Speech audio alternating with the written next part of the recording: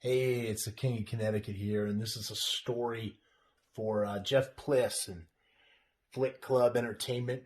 I guess I got a kick out of the story I told last week about Jacksonville, Florida.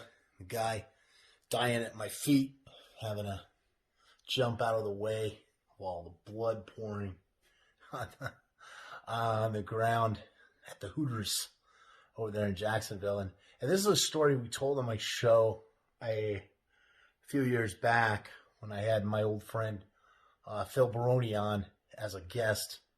And Phil and I told the story together. And it's a lot of people know Phil.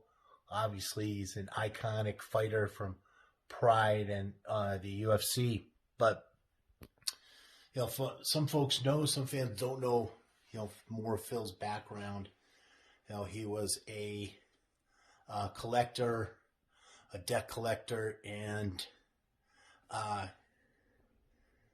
did some other stuff for the Gambino family in New York. His dad was a Gold Star detective that is highlighted in the book Gotti's Rules. His dad retired as a detective and worked with a gentleman named John Elite. So I'm not speaking out of school here. This is stuff that's all been reported. His dad was involved in the Gotti trial, but Phil actually had to leave Hofstra University because he tried to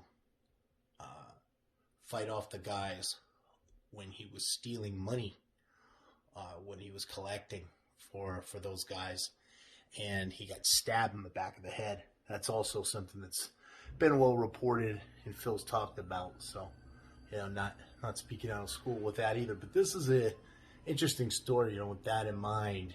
I had a lot of crazy times with Phil, but a lot of us guys over the years, we give a lot of money to the dancers, entertainers at the gentlemen's clubs. And this story involves Phil Baroni and I at Gentlemen's Club in South Carolina. And when we got there, the bouncer slash manager was a huge fan and got his picture taken with us. He counted our drinks.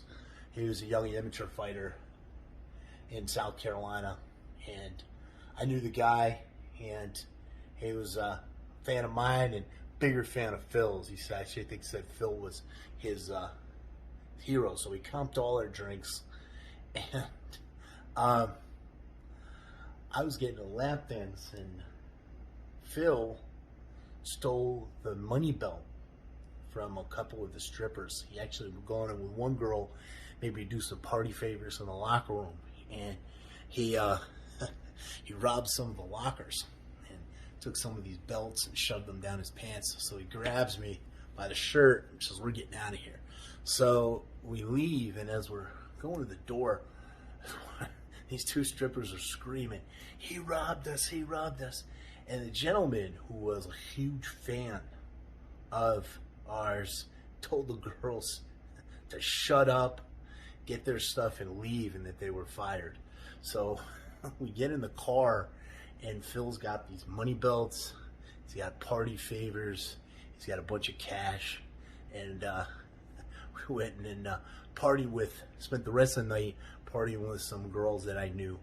And this was, what I'm talking about. This is like 2 a.m. So we spent the rest of the night all the way till sunup with these other chicks, and then had an AM coaching clinic that morning. Went on to the coaching clinic with absolutely no sleep. And so it's very rare that you leave the strip club with considerably more money than you came in with. That is, unless you're hanging out with King of Connecticut and the New York badass Phil Baroni.